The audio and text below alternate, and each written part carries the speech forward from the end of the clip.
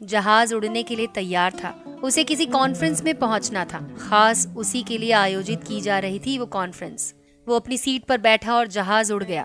अभी कुछ दूर ही चला था कि कैप्टन ने ऐलान किया, तूफानी बारिश और बिजली की वजह से जहाज का रेडियो सिस्टम ठीक से काम कर नहीं रहा है, इसलिए हम करीबी एयरपोर्ट पर उतरने के लिए मजबूर हैं। जहाज उतरा और वो बाहर निकलकर कैप्टन से शिकायत करने लगा। उसका एक एक मिनट कीमती है। होने वाली कॉन्फ्रेंस में उसका पहुंचना बहुत जरूरी है। पास खड़े दूसरे मुसाफिर ने उसे पहचान लिया और बोला, डॉक्टर जिशान साहब, आप यहाँ पहुँचना चाहते हैं? टैक्सी द्वारा यहाँ से 3 घंटे में पहुँच सकते हैं। उसने शुक्रिया अदा किया और टैक्सी लेकर निकल पड़ा।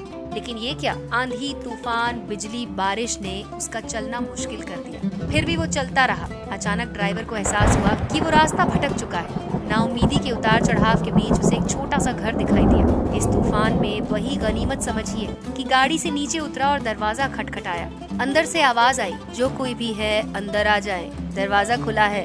अंदर एक बुढ़िया नमाज पढ़ रही थी। उसने कहा, माँ जी, अगर इजाजत हो तो आपका फोन इस्तेमाल कर लूं। बुढ़िया मुस्कुराई और बोली, बेटा कौन सा फोन? यहाँ ना बिजली है ना फोन, लेकिन तुम बैठो, सामने चाय रखी है, प्याली में डालकर पी लो, थकान दूर हो जाएगी और खाने के लिए कुछ मिल जाएगा, खा लो, ताकि आगे का सफर कुछ आराम से कटे। डॉक्टर ने शुक्रिया अदा किया और चाय पीने लगा। बुढ़िया नमाज और दुआ में मशगूल थी। एक बच्चा कंबल में लपेटा पड़ा था, जिसे बुढ़िया थोड़ी देर में हिला देती थी।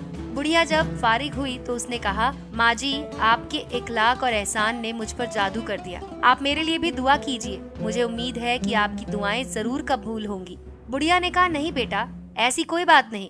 तुम राहगीर हो और राहगीर की खिदमत करने का हुक्म अल्लाह ने दिया है। मैंने तुम्हारे लिए भी दुआ की है। खुदा का शुक्र है, उसने मेरी हर दुआ सुनी है। बस एक दुआ की कबूलियत में शायद उसे ज्यादा समय लग रहा है। जब वो चाहेगा उसे भी कबूल कर लेगा। तब डॉक्टर ने पूछा, कौन सी दुआ? बुढ़िया ने बताया, ये जो बच्चा तुम्हारे सामने अधमरा पड़ा है, मेरा पोता है। ना इसकी माँ जिंदा है ना बाप।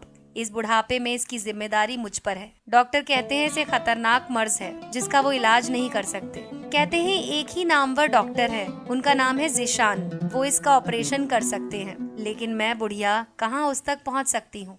जाऊँ भी तो पता नहीं वो देखने पर राजी हो या नहीं। अल्लाह से दुआ है कि मेरी मुश्किल आसान कर दे। डॉक्टर की आंखों से आंसुओं का सैलाब बहने लगा। वो भर्राई हुई आवाज में बोला, खुदा की कसम, आपकी दुआ ने हवाई जहाज को नीचे उतार दिया, आसमान पर बिजलियां कौंधवा दी, मुझे रास्ता भुलवा दिया ताकि मैं यहाँ तक आ जाऊँ। खुदा की कसम, मुझे यकीन ही नहीं हो रहा कि खुदा एक दुआ कबूल करके अपने बंदे के लिए इस तरह आसानी मुहैया करा सकता है। वो मुसब्बुल असबाब है। अल्लाह के बंदों, उसे लौ लगाकर तो देखो। जहाँ जाकर इंसान बेबस हो जाता है, वहाँ से उसकी खुदाई शुरू होती है।